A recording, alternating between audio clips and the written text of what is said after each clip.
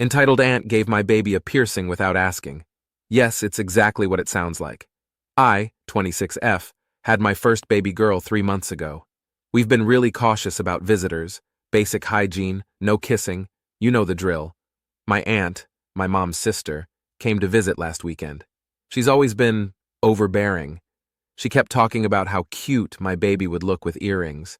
I brushed it off and said, "We're not doing piercings for a while.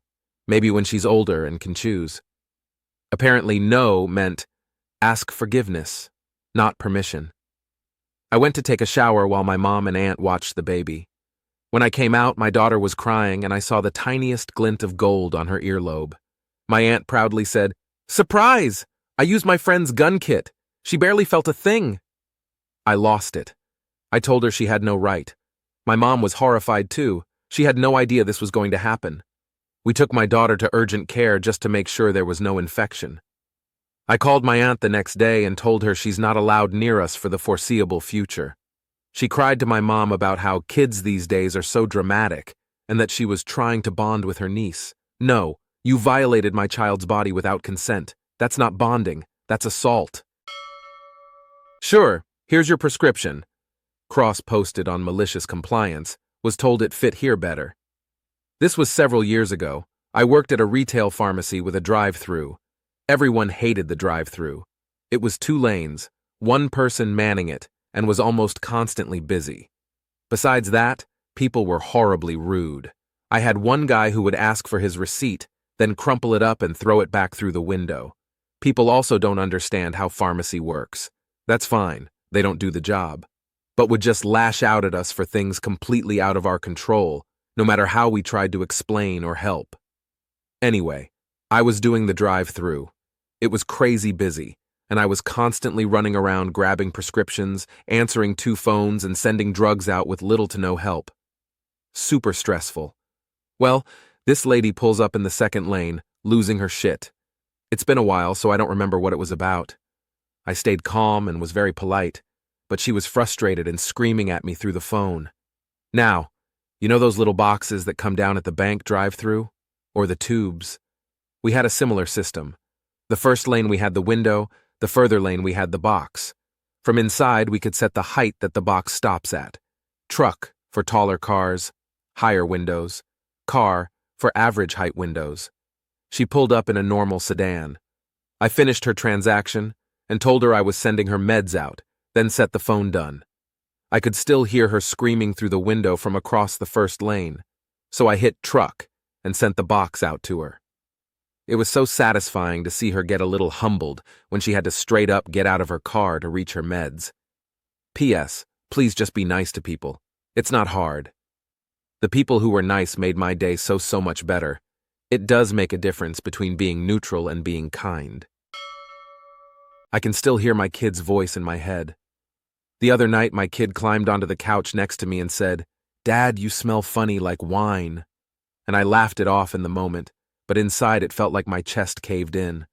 I've spent years telling myself I was hiding it well, sneaking cans into the trash, keeping bottles tucked behind things in the garage. But kids notice more than you think. That one little sentence hit harder than any hangover ever has. It wasn't said with anger, just this simple honesty like they were pointing out the obvious. And I couldn't stop thinking about how many nights they've seen me with glassy eyes and thought that was normal. I went into the bathroom later and just sat there staring at myself in the mirror, face red, bloated, eyes tired.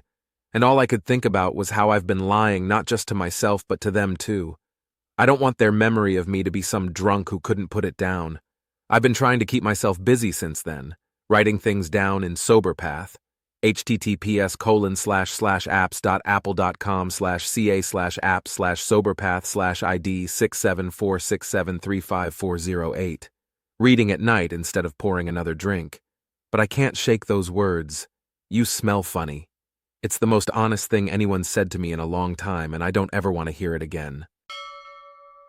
My customer was always asking for a discount. I've always told him no, and that I gave you a fair price. He always asks, and I've asked him too, not too many times. The other day he asked if we could do anything about the price when I handed him the receipt and I said, "Sure, let me rewrite the receipt." I went to my truck and quickly rewrote it for 10% higher and took it back to him. He looked at me like I was crazy. I told him you asked if I could do anything about it, and that all I can do. He asked for the original receipt, and he quickly paid that one. How to maximize inconvenience to hotel management.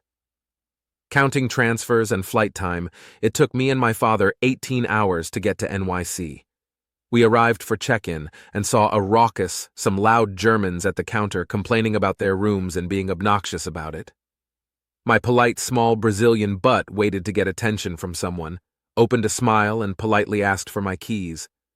The manager just pointed me to a Spanish-speaking employee, even though I was speaking English perfectly, and I considered that a downgrade, as in, talk to your own, I'm too good for you. Oh, I'm Brazilian and speak Portuguese, but just fell into Latino category. But okay, I was exhausted and really just wanted my keys. Arriving at the floor, I understood the drama. The walls were being painted and the smell of paint was out of this world. We went to the room to see if it was better, but it was insalubrious. No human being and not my elderly father could possibly sleep there. So we went back to the lobby, and the Germans and more guests were complaining. I wouldn't outscream them. Also, I knew I was second-class guest to hotel staff. Idea time.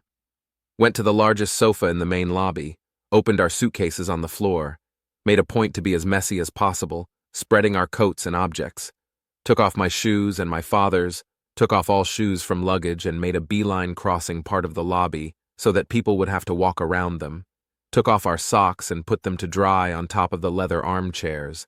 Then we both laid out on the couches, barefoot. The image of classy. We didn't have a room, right? So we might as well camp at the lobby. In less than 10 minutes, we had a key to another floor, smell-free, while the Germans were still complaining at the counter. My mom made a detailed list about why I am such a failure. Also, I'm risking disownment. I, F26, am trans. My mom, 60F, have recently found out I'm trans because I was forcibly outed. I was confronted when I was just getting back home from traveling, and it wasn't pretty. But after a lot of explaining, it thought we would be good. However, her controlling tendencies were showing later. Like she felt like controlling my transition process and my presentation. I have another post about it. She didn't want me to go to a pride march because I would be exposing myself. I have a previous post about too, but today at dinner, she confronted me with a full, detailed, handwritten list of how much of a failure I am. This is kind of the gist of it, and the list of my failures: having depression, E, not having a university degree yet, U, abandoning law school, not being able to graduate, U, betraying her by being in contact with my dad a few years ago, not showing interest in going back to university, Y, people younger than me are getting degrees, U, breaking up with my ex, who was controlling, financially abusive, misogynistic, transphobic, etc., missing out on being able to use my ex's uncle for political connections. E, being with the prostitutes because I'm trans. E, losing my refined and educated language. U, have I mentioned not having a degree yet? G, having multiple short-term relationships before meeting my ex. She called it prostitution. Some other things that she has said: advocating for LGBTQ rights without a law degree is useless and a waste of time. Gar, it's useless to do LGBTQ advocacy because the majority of people is homophobic anyway, and you only end up exposing yourself. She got so very classist in the sense of comparing me to rich, famous queer people and insinuating they can be whoever they want because they're rich, and I'm broke, so I shouldn't expose myself. E straight up admitted being transphobic. She also did a full-on interrogation on, what do I mean to you as a mom? And it was like, do you consider me your loving, caring mother? To which I could only say, my mom, but also included some bullshit questions like, are you willing to betray me, use me, backstab me, in order to continue your naughties transition? To which I could only say, WTF, what are you talking about? She has also threatened to kick me out of the house for presenting feminine in public, without her knowledge or approval. She has said that if I dare to present feminine in an important political space, she will make sure I can never have any other opportunity like that. And no, it doesn't matter that people there might already know that I'm trans. Basically, the fact that I was presenting femme in certain spaces and that some people knew I'm trans before her is disrespecting her as my mom. I specifically spelled out, why don't you do some introspection and think why my child didn't feel comfortable coming to me with that information and trusted others before me? What could I have done for that to be the situation, instead of trying to look around for someone else to blame? The answer was her seeking even more to blame someone, and the only thing close to an answer was, because you are just like your dad, that's why. So, I'm risking disownment. I'm risking getting kicked out. I don't make enough money to rent. I'm depressed. I feel like everything is crumbling down. And no, I'm not okay at all. I've been crying a lot. She demands too much to basically be like, stay in the closet. A very simple but petty revenge against a disrespectful roommate. Had been living in an apartment for the past 6 months with 2 roommates, one of whom is a serious twit who was nothing but rude and disrespectful to me and our other roommate, and was even reported to management several times for purposely misusing the air conditioning, as in maliciously purposely turning it down to the point where the system could have frozen up. Earlier today, my mom and I went to the apartment to get the rest of my things moved out, and we got inside to see that the disrespectful roommate was not there, presumably moving her stuff to wherever she was moving to, because her bedroom door was open and her room had been emptied out. She wasn't fully moved out yet because the door was unlocked when I got there, and she had a load of clothes in the dryer. I know the clothes were hers because, 1, she did laundry multiple times every week, and 2, the other roommate was at work and would never start a laundry load if she wasn't going to be home for the next several hours. So, I said to my mom that the dryer ought to be turned off. I would have gladly done it myself since it was my suggestion, but my mom took the initiative to do it. Amazingly enough, the disrespectful roommate hadn't yet returned before my mom and I left, so we also put the kitchen garbage can that she had stuffed her sheets into in her room. Enjoy having to re-dry your laundry when you return, you little biatch, courtesy of the 50-year-old lady, as you called me. For the record, I am nowhere near 50 years old. Tifu, by talking out loud to myself in the restroom. Asterisk trigger. Warning to people who don't like reading about poop asterisk. So I've been trying to lose a little bit of weight since picking up about 5 pounds after starting a new desk job. As anyone else who is trying to get an accurate read on their weight does, I weigh myself right in the morning. Also, as anyone else does, I always weigh myself pre- and post-poop out of curiosity. So I pooped this morning, weighed myself, and was a bit skeptical. I lost half a pound last week, and it feels like I should have lost a bit more by now. It also didn't feel complete, if you know what I mean. I got to work and decided a cup of black tea is okay for me to have while intermittent fasting. And of course, black tea has caffeine, and we all know what caffeine tends to do. So I went back to the restroom, which at work has 2 stalls. I thought I was alone and did my thing.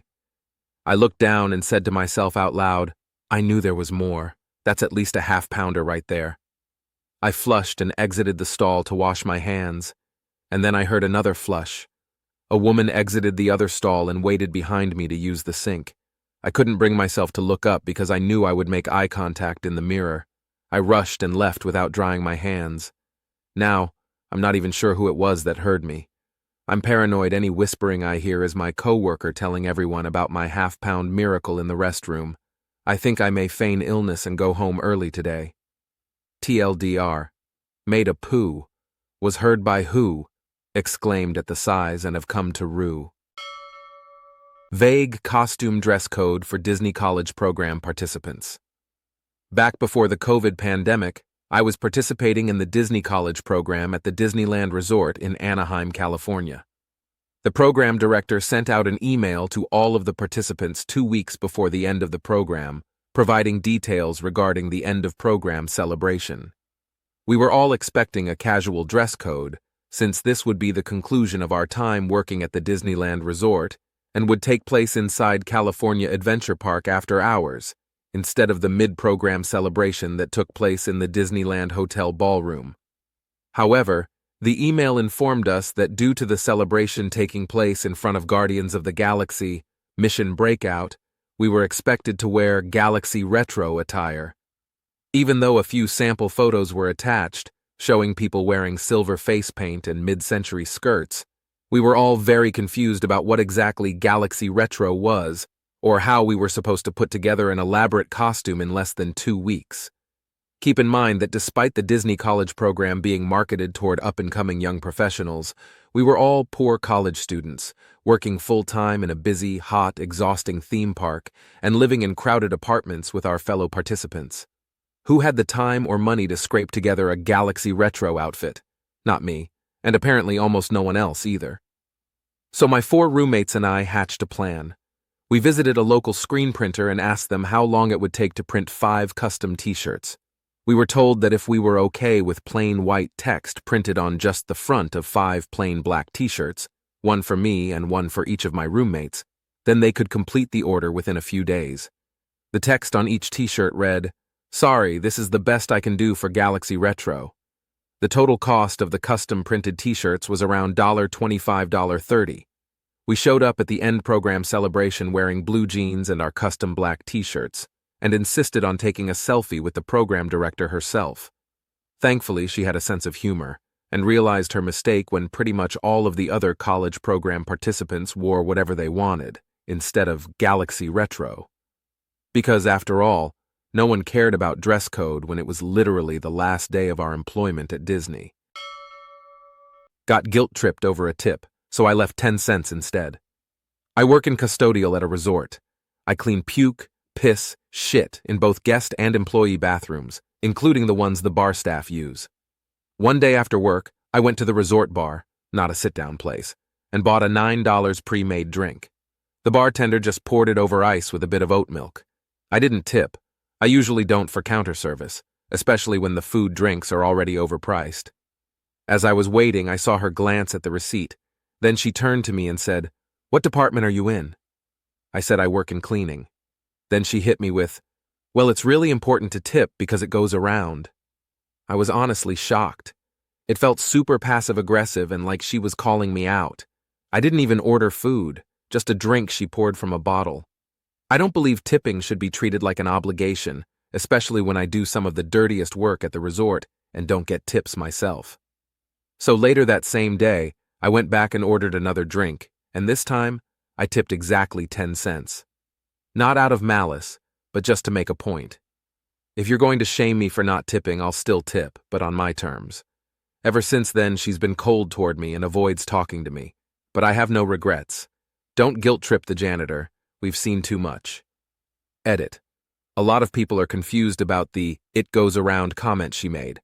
Pretty much the place I work at tip pools, so everyone who works with the food and beverages gets an equal share of the tips, including the supervisors and managers. However, it does not go to anyone outside of food and beverages, thus meaning me and all the other custodians would not be getting a share. Bad roommate many years ago. Had a shitty roommate who didn't pay on time, so eventually I gave him a 2-month warning. He threatened me, it got ugly, but he did leave. Because he is a loser, he burned all his connections, and I'm assuming had no one to help him move. Everything he couldn't take, he smashed, so I couldn't use it, sell it. Kitchen table, chairs, ceiling fan, brooms, mops. He had a huge record collection he poured nasty bong water on to ruin cardboard sleeves. Very classy guy. In his fury, he left his modem. I work in IT and quickly became aware that when you owe money to the ISP, you cannot cancel your account. Few days later, he texts me asking if he left the modem. I told him I had no idea where the modem was. Maybe he destroyed it while he was having a rampage. Also bent the frame of my expensive mountain bike. We were not on an unlimited data plan, so my plan was so open my laptop every day and open a high-definition 4K video of a fireplace video, then just close my laptop and let the video run all day. I think I got about 5 months of free internet. It was kinda our running joke every night after work, wondering if it was going to be the day he finally shut down the account. I'm curious how many GB he had to pay for a closed laptop streaming HD content all day, haha. Asterisk. My highest up voted Reddit post asterisk. After this ordeal was over and my free internet was expired, I returned the modem to his parents' address. I also handed over the 12 presumably collections letters to my address. I should have done better to catch a child predator, something I regret. I, 25F, used to be on Kick, the old chat app, when I was about 17 years old to meet new people. There was an option to do randomized chats with people, and I would often go on there. One guy came up and asked the same old thing, ASL. I gave him my info and we began talking. After a while, I noticed where the conversation was heading. Obviously, he was looking for sexting. Note: at the time, I had huge daddy issues and would go on the internet to chat with men online and do sexting. It was my version of love and male attention at the time. I've gone to therapy and I'm over that stage now. But as we texted each other, I noticed he was interested in my age more than anything. It made me wonder if he was a pedophile. So I dug into deeper questions. Just in case he was a pedo, I wanted to get as much info as possible from him to screenshot and send to the police. Turns out he has met with multiple underage children, I think the youngest he said was 10, across the US to have naughties intercourse with them, and he would go into detail. I felt absolutely sick to my stomach knowing this. It is horrible. He then asked me how did I feel about what he said. I was straight up honest and said, "You are an absolutely sick human being." I couldn't fake liking to hear what he had to say or act like everything is okay and normal. I legit just wanted to tell him who he was. A disgusting, perverted, evil monster. Well, of course he didn't like that, and the last text he made was, "Oh no." And he left the chat and blocked me. I couldn't find him ever again because he was anonymous. I couldn't get his full name, address, nothing. Couldn't take screenshots of the chat either because it disappeared. I tried multiple times to see if I could find him again in another Kik account, creating a fake age and all, but couldn't get him. All I had was that he was in his 40s. I wish I stuck around the conversation more to get that info out of him, and maybe I could have saved children from being hurt. Some idiot at a desert party. Years ago, my friends and I went to a party in the desert in Arizona. I wasn't much of a beer drinker, so I picked up a bottle of vodka, a big bottle of Sprite, and a big gulp cup. We get to the location in an area of the desert where a lot of parties are thrown on weekends. Tons of people from all over had shown up. I'm standing around with a couple of buddies, drinking from my big gulp cup. Sure enough, young men and alcohol has a great potential to breed idiots. A couple of guys were walking around acting tough and looking to start a fight with somebody, anybody. I assume they were on the football team or something. Anyways, they're walking through the crowd, bumping into people hard trying to start something. I had just refilled my cup, and one of the guys was walking past me from behind and bumped me quite hard as he walked past. I spilled some of my drink on my shirt. Not gonna lie, they were already irritating as hell, but now he just pissed me off. So as he had walked by, I yelled out, "You cocksucker," and tossed my whole drink at him, soaking the back of his shirt quite extensively. Quite a few people saw me do this. He turns around, pissed off as hell, and shouts, "Who the fuck did that?" He looks right at me, and I pointed to my wet shirt and say to him, "I don't know, but the fucker got me too." He went that way, and point in a different direction. The dude actually thanked me and went looking for his non-existent assailant. I simply refilled my cup while all the other witnesses laughed their asses off. "I'm in love with my best friend" has also been posted on the R off my chest. I apologize in advance for bad spelling and lack of grammar as this is being written at 3 a.m. I'm 17F and my best friend is also 17F friends for 3 years. I've always kind of thought I was bi naughties but never really dated, only crushes. But for the last year I've fallen in love with, let's call her Mia. We do everything together, uni, same courses, same day, same schedule. We work at the same facility, are almost the same person, and we get asked if we're sisters out on the street. I can't really explain it, but we connect in a way I've never experienced. We genuinely just get each other, like our perspective on life, where we want to live when we're older, politically. We're both very mature for our ages, holding a job since 13 and starting nursing at 17 with each other. She's very pretty. I love her music taste and her style in general. We both smoke weed and just enjoy putting our phones down and talking for hours. She also lives on her own. We even have the same style of clothing. I genuinely don't know what I would do without her. I tell her everything, and it's just one of those friendships that you just know she's not judging you. And if she is, she's outwardly laughing about how silly I am, or in concern of myself.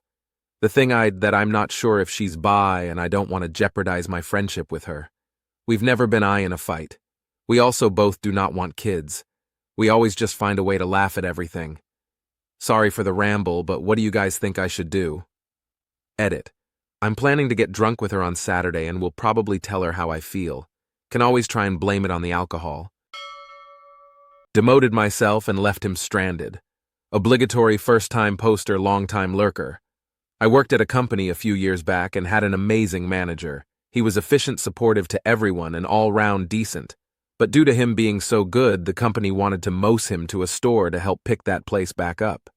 Just before he was due to leave and a new manager started, I had to have a week of due to surgery and so missed the introductions, and he seemed to have an issue with this. I came in on my day off to hand in my sick note and meet the guy, and B was cold and extremely lazy. We were customer-facing and sometimes needed manager approval, but he would just sit there staring at the security cameras at his desk and ignore the manager bell. He would find the longest jobs and make them longer. A 30-minute stock check took him one whole 8-hour shift, for example. Turns out he was also a massive perv, too. I could write a long list, but I'll give highlights. He would walk past, deep breathing in my ears, would talk down about women. My favorite quote from him was, when asked to do a job I shouldn't be doing, he said, "Why get a dog and bark yourself?" That's when I lost it. What he didn't realize is I had recently been promoted a week before his arrival, and it granted very little pay rise and also has a 6-month probation automatically applied. So I went home, wrote out a demotion resignation letter explaining how I was stepping down from my current role and going back to my previous role of 4 years, effective immediately. I was the key holder for that night alone with one other staff. As it was effective immediately, a senior member had to suddenly stay and do all my duties. Guess who? Him. He also had to rearrange the next 2 weeks' rota and work triple the hours to fill my role.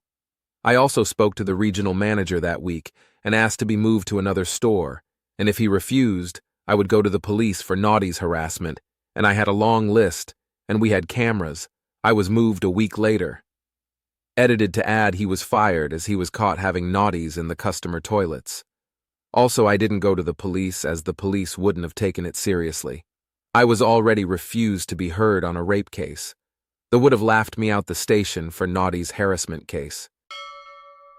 My mom complains that my dresses, skirts are too short and I don't know what to do. So I, 24F, live at home with my parents, and don't come at me saying things like, "Why haven't you moved out? Why are you still living at home with your mommy and daddy?" Yeah, okay, I know I get it. I would move out, but I live in California, and right now things are economically difficult and it's really hard to move out. I can't afford to move out, at least not right now. I need a decent job first, which is very difficult to get right now, but I'm trying.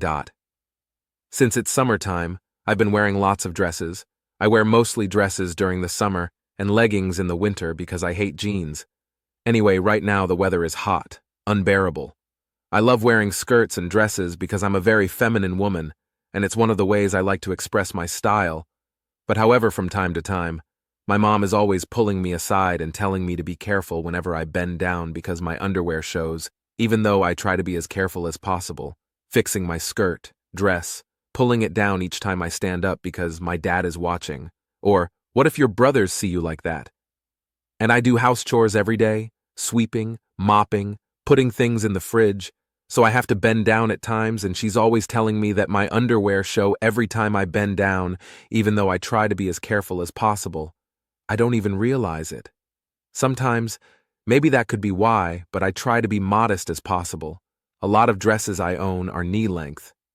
About a week ago, I brought my new skirt I'm wearing right now and I was sitting on the couch.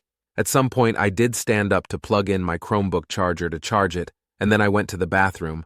When I came out, my mom pulls me aside again to tell me that my underwear shows and that my dad saw.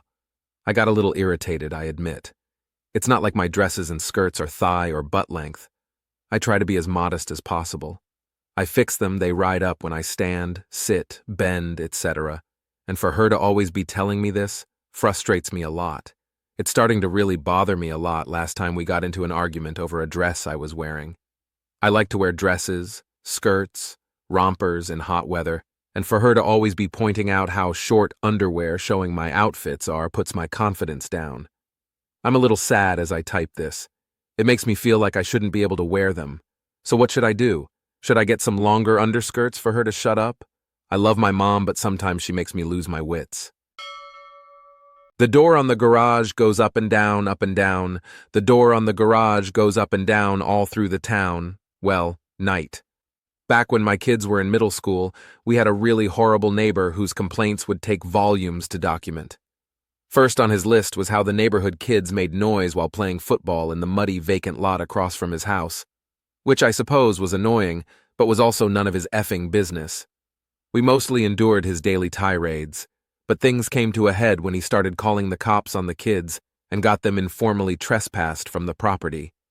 It was traumatic enough for them to lose their, admittedly not their, but still, only free play area, but getting yelled at by cops just made it awful. Not long after, one of the neighborhood kids found a garage door remote. I use the word found judiciously. One of them figured out that it was for nasty neighbor's garage. I assume by riding his bike down the street while clicking the remote. Or maybe he just knew somehow. Plausible deniability abounds. Somehow, my oldest kid ended up being the keeper of the remote. Bad news for the neighbor.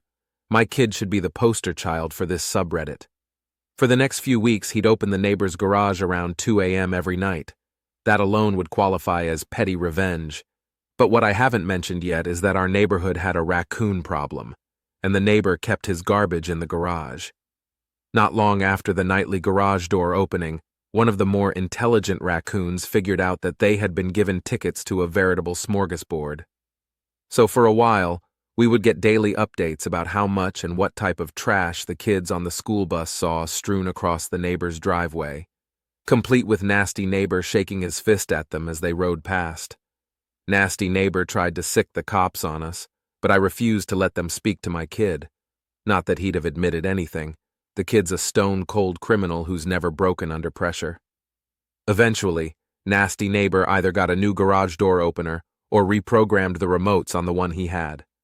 The remote stopped working, and the fun was over. I'm sure the raccoons were as disappointed as we are. And yes, I encouraged my kids' misbehavior, because fuck nasty neighbors who won't let kids just be kids. TLDR, nasty neighbor called cops on kids for playing in a vacant lot across from his house. One of them found his garage door remote, and then the garage door was open every night for raccoons to plunder his garbage cans. That's not weed, dude. I had a roommate that loved weed as much as I did. I'd always tell him if he wanted to smoke my stash while I was out, he could. Just ask me first. He never asked. Didn't bother me really, since it was usually a super small amount. But I could still see an opportunity to enact some petty revenge. I was leaving for vacation for a month, and I left my cat's little baggie of catnip next on my desk right next to my bong, with an old bowl in it I never used anymore. And my tray. I came home and saw the bag was a loot lighter. He came into my room to ask about the trip, and I just held up the bag and asked if he smoked it. He sheepishly admits he smoked a little. I tell him what it was, and he doesn't believe me till I make him really smell it. He's kinda in shock that he smoked catnip and couldn't tell, but also laughing about it.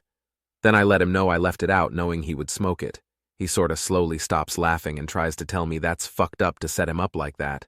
But I reminded him if he had simply asked, I'd have told him not to smoke catnip. In the end, he doesn't hold it against me, and admitted he was in the wrong for taking it. We look back on it fondly now. He continued to never ask permission, but I bet he always smell-checked it. Struggling being an adult while living with parents.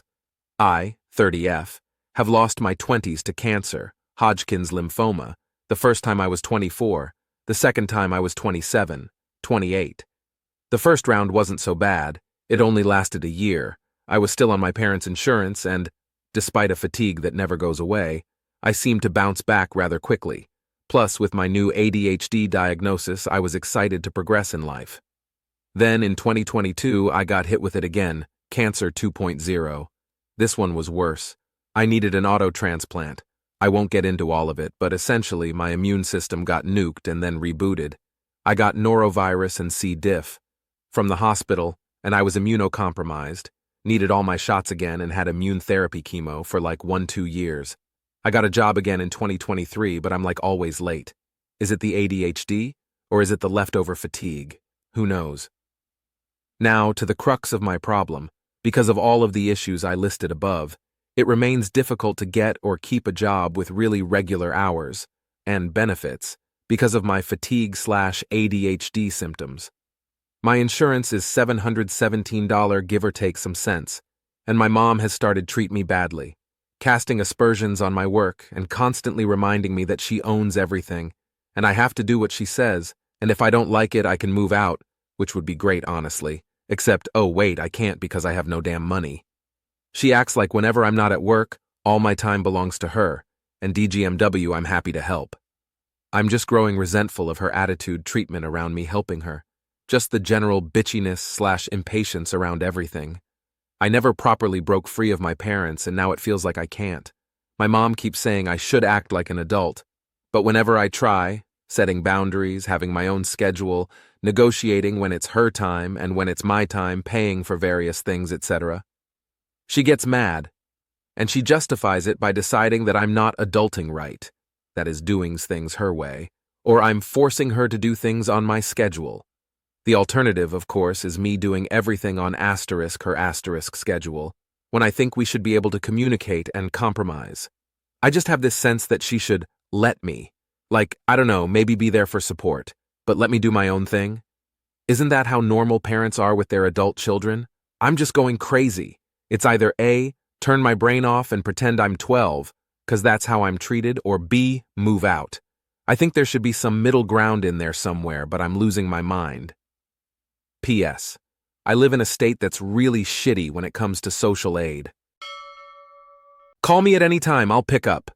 Okay, have fun with calls at 3 a.m. So my dad, who has neglected me for my whole childhood, always asks me to call him on pass. Pass is when my mom can take me out of my mental health clinic for a few hours. He lives in Europe, so his time zones are wildly different. Whenever I'm able to call him, it's always around 12:03 a.m. his time. Recently, there was an omnibus for a series I really like, and since he tends to send me money every time I call, I texted him, asking for the book. I would have just asked for the money, but he is the only one in my family who had an eBay account. I texted him, to which he responds with, "Name, please call me. I'll pick up at any time." Perfect. Now, every pass I call at the most awkward times and wait until he picks up. Still never got my book, but sooner or later I'm sure I will. P's. I know this makes me sound like a bad person, but for context, my dad has done very severe forms of say. So why call him? 'Cause my mom gets spammed from him and me calling stops him from spamming her. I lied to my BF about my age. I, 18F, have been dating my boyfriend, 24M, for almost a year. We met online, and I had been lying online at that time saying I was a year older than I actually was. I was 17 saying I was 18.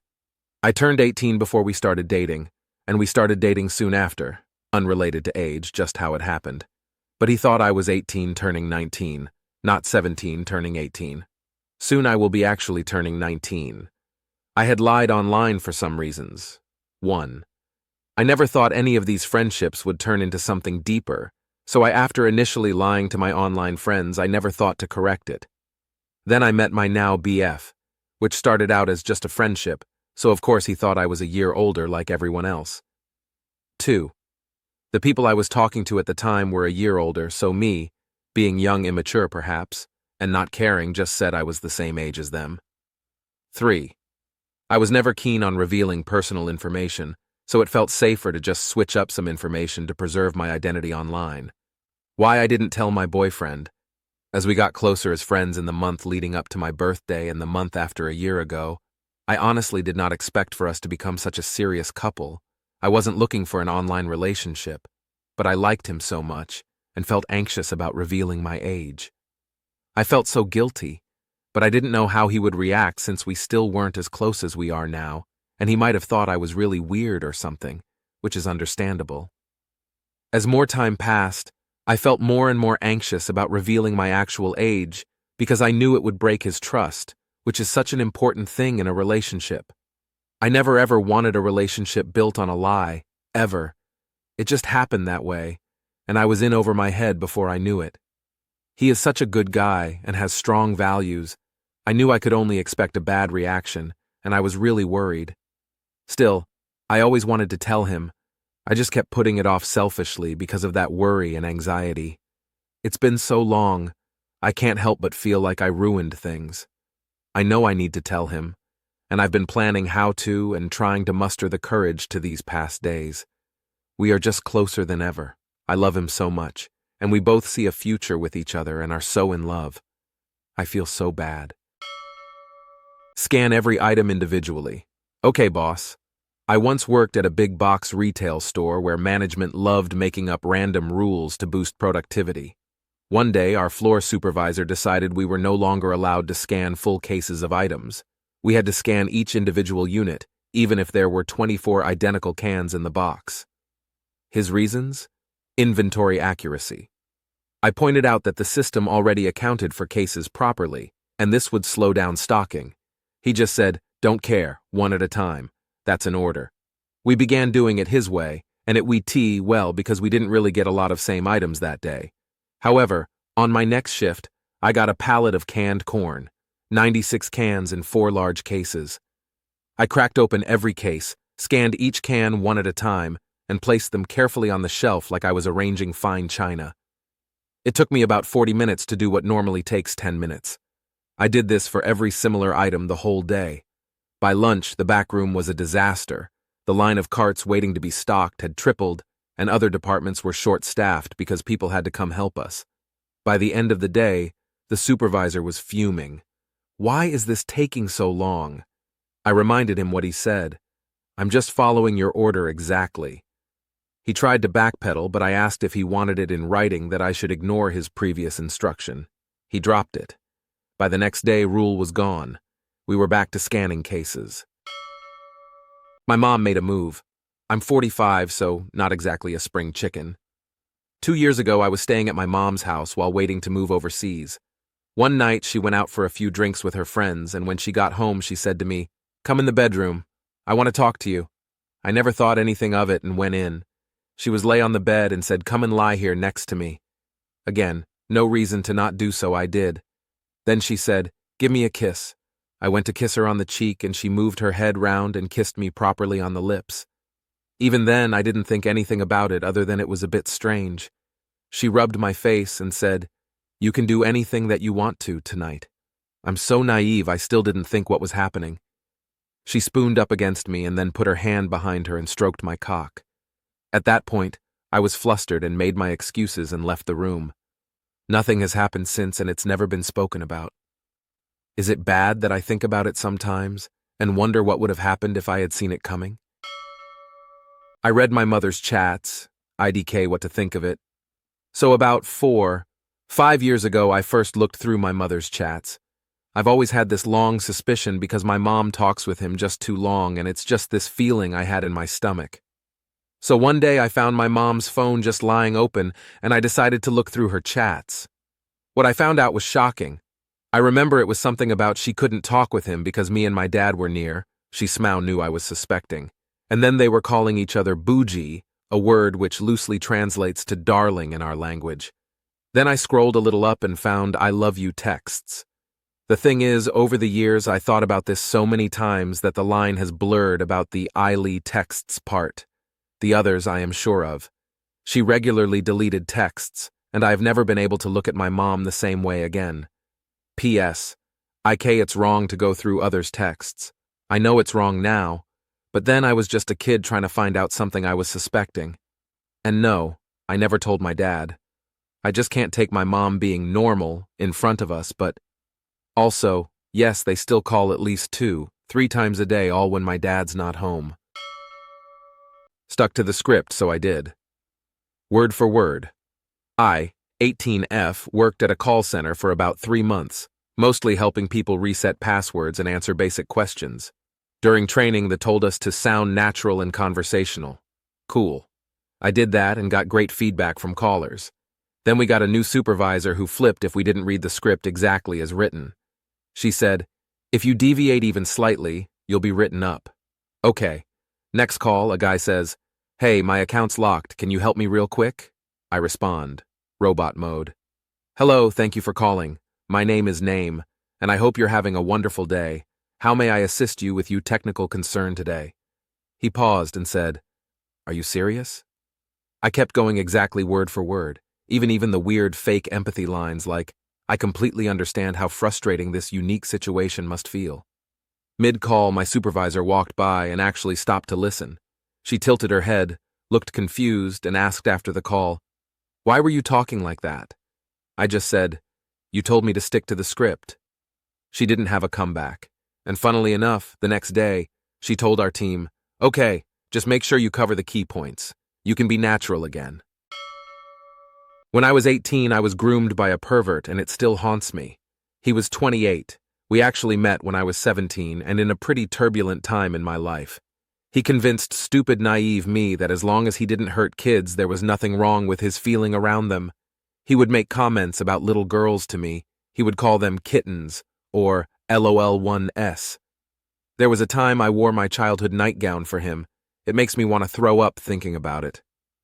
I was with him for 2 years, and he said some truly unsettling things to me. But I brushed it all off and told myself he'd never hurt a kid, and I was so attached and dependent on him emotionally. I had moved out of my mom's house to live with him at 18 and was mostly supporting us on my own.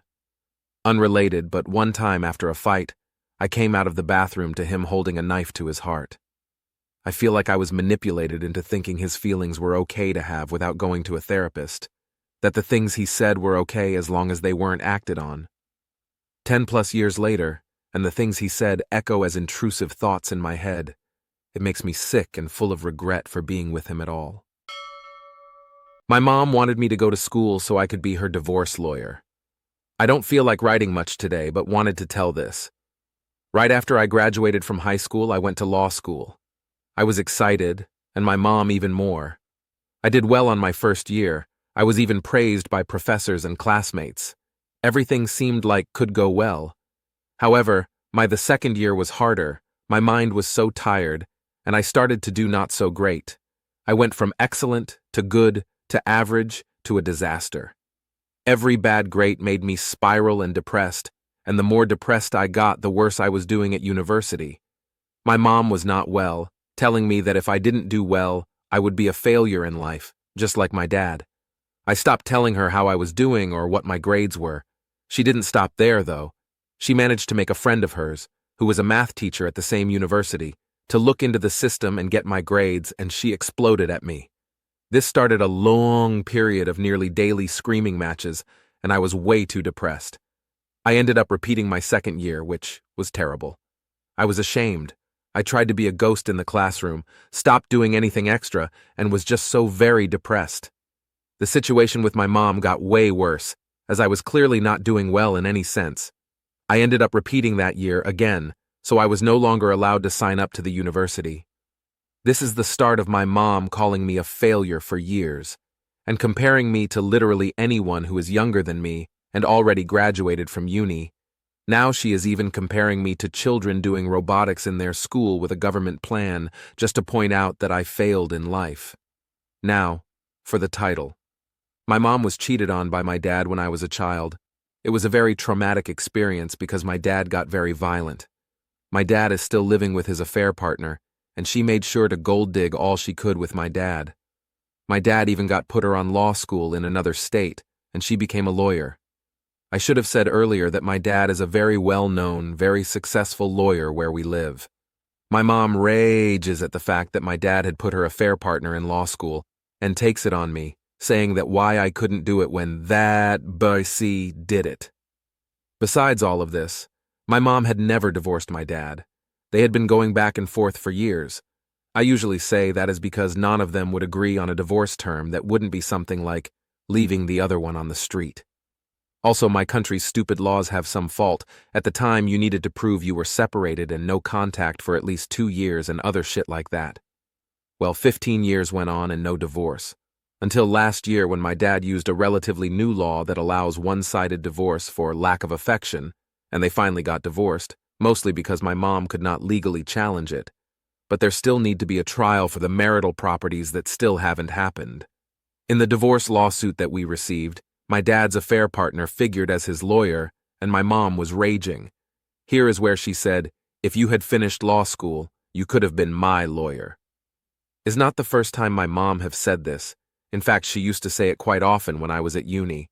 But I knew for sure that I didn't want to go the civil path or the criminal path.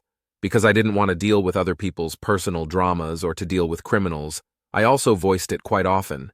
I was interested in constitutional public law and even copyright law. Copyright wasn't a class, but I was doing well in my public law classes. I told my mom, I would have never been a lawyer. I wouldn't touch your case with a 39.5-foot pole, to which she proceeded to rant about how much of a traitor I am, leaving her to deal with a divorce on her own. I was often told, that's in between your parents, and you should not have a say on it. This engages me because I was always in the middle of it. I was weaponized by both of them for years. I was told daily by my mom that if I didn't do well in school, I would be a lowlife like my dad. I was subjected to be constantly compared to my dad to put me down. I was used as a messenger in between them because they refused to talk to each other. Even when my dad finally filed for divorce, the court called me because they couldn't reach my mom. My mom literally said for years that she wanted me to go to law school so I can be her divorce lawyer. But now that I'm in the second half of my 20s, that's when I'm told that I should have nothing to do with their marital problems, when ever since I was a child, they made it my problem too. TLDR. My dad's affair partner went through law school, while I couldn't finish it because I got too depressed, and my mom only fueled that depression. She has since then called me a failure in life for years. Dad's AF partner filed his divorce suit, and my mom said if I had finished law school, I could have been her divorce lawyer, to which I said I would have never touched her case with a 39.5-foot pole, and then she called me a traitor and a failure. I am also so tired of always being put in the middle of her divorce drama ever since I was a child, to later being told, children shouldn't get in between marital problems. Officer refusing sick leave. I work at a government office, Nadra, in Karachi, Pakistan. I work night shifts, and it is great there. For a couple of weeks, I was feeling under the weather, not knowing I had bronchitis. One week, I was too sick to come to the office. We have a WhatsApp group where we inform each other of the ongoings and whatnot. The shift in charge was himself on sick leave, admitted to a hospital for unknown reasons. He had left a senior approval officer in charge of the night shift. When I was new in the night shift, everybody had praised the guy for being friendly and stuff. He actually was friendly until he was assigned to be additional in charge. I had dropped a message in the group chat that I would not come due to sickness. He replied with, "Not allowed," in all caps. I was not myself due to high fever, and it was well over 2 hours before the shift started. So I replied an hour later, taking offense at his tone in the reply. I wrote to him that I was not aceling for leave. I was informing him, and that he could do whatever he wants with that information. Right there in the group chat was the office in charge and shift in charge present, and they definitely read our back and forth. I was absolutely roasting him in my grammatically perfect English against his broken English. Good English is a flex among us native Urdu speakers. The next day I was told that he had marked me absent and wanted to punish me. I confronted him in the morning when OIC clocks in. The OIC took my side and had the transfer order canceled that the approval officer had issued and insulted him in front of me. TLDR. I got my officer insulted by office in charge for refusing me sick leave. It was a short and sweet sort of revenge. I tattled to their moms. When I was working as a server, some people I knew vaguely decided to dine and dash at the restaurant I worked at. High school friends of friends. It wasn't my table, but I was close with the server. Some restaurants make servers pay for walkouts for not paying enough attention to their tables. When anybody I vaguely know walks into an establishment I work at, I always clock it and avoid them. The town we live in is not a small city in Michigan, but I've gone to 3 different school districts, so the chances of me running into someone I know is very high. Bonus points if I'm friends on Facebook with them. But since they decided to dine and dash, I quickly went to Facebook and looked them up. Then I messaged them and said, "Hey, I know you dine and dashed. You need to come back and pay for your meal." But when they left me on read, I found their moms and messaged them. Their moms thanked me for letting them know. I don't really remember if the bill ended up getting taken care of because it was so long ago, but I do remember giving my server friend the validation of knowing I tattled to their moms. Edit 2. It was a bill for 4 people, so around like 60, 70 USD edit. Thai, for all the love, I didn't expect so many people to have seen or commented on this. I was also reminded today that it's not the only time I've tattled to moms about their kids that dine and dashed. I did it at another restaurant as well, and one of the moms came up there and paid the bill. Facebook is the mom's social media, and if I know you, I will be able to find your mom in less than 5 minutes. Gotta go fast. Hi everyone, this happened at least 20 years ago, so sorry for the vagueness. We, my mom, my grandma and me, 15, were driving back from mushroom foraging with a big haul and generally rather happy. But then he appeared, Mr. Yemen your ass. He started tailgating us, hard. I am fairly certain he would have crashed into us if we suddenly stopped. Not a car person, don't know how good that car's brakes were. He followed us on our ass for at least 10 kilometers. It was a one-lane land road with no real way to overtake or go to the side to do so. My mom was fuming mad. She is one of the types that drives speed limit. Period. I mean speed limit. If it is 50 kilometers per h, then she will drive either that or 48. So very close to it. We were nearing a city and I got a dirty idea. Given that we drive this route a lot during mushroom season, I knew there were at least 4 speed cameras. No clue if that is the English word, I apologize. And I said to Mom, just drive slower, around 30, on the parking spots. They were empty for at least a kilometer. No chance of hitting anything. Mr. I am in your ass took the bait, overtook us with at least 70 in a 50 km/h zone, and promptly got photographed. We laughed. Oh, how we laughed. I certainly pointed at this person and laughed. I know he saw it. I saw it in his rear-view mirror when he slowed down to 40 and slowed us down. Not that we complained. We were very entertained. Given the time and place, Germany, I can confidently say he was not in the soft zone, 10 kilometers per h too much, and got a couple of points on his driver's license. Too many points, you lose your license. Though I cannot say how much since I don't remember the rules at that point. It did erase the memory of his ass driving, though. Now it's a funny story we like to tell. If you don't like it, then fire me. I have another Dutch Navy story, this time a malicious compliance. This happened in Den Helder, approximately 20 years ago. One of my co-workers was a typical Amsterdammer, in the worst sense of the word. Loud-mouthed, arrogant, really full of himself, and he thought of himself as untouchable, just because he had been a Dutch Marine for over a decade. Let's call him Adam, not his real name, obviously. A little disclaimer just to make sure I don't stigmatize people from Amsterdam. I've met a lot of typical Amsterdammers who were so in the best sense of the word. Loud but really enjoyable, very confident but humble and decent. Back to Adam with just a few examples. He would brag to people about cheating on his fiancée, but he would also make sure everybody knows he actually really loves her very much. When called out on his hypocrisy, he would get loud and offended, and he would tell you that you just don't understand and to shut the F up. Je snap der nix van, je moet gewoon je rotbek huwe, ** heavy Amsterdam accent. He would argue about new policies and critique everything, but never in a constructive way. It would always be as offensive as possible. He would argue with our chief, a sergeant, and the head of transport, an adjutant, and he would always be loud and deviant and would tell them he was stationed there longer so they should back off and respect him. This always ended undivided because nothing was actually said or done that would warrant any form of punishment or reprimand. It would annoy the hell out of the higher-ups, though. He would operate heavy equipment dangerously. Adam would drive forklifts in a dangerous way, steering too aggressively so the vehicle would behave instable. Lucky for everyone, those machines were very heavy and stable, but even so. Adam once drove on the highway with an empty coach because he had to pick up a group of people.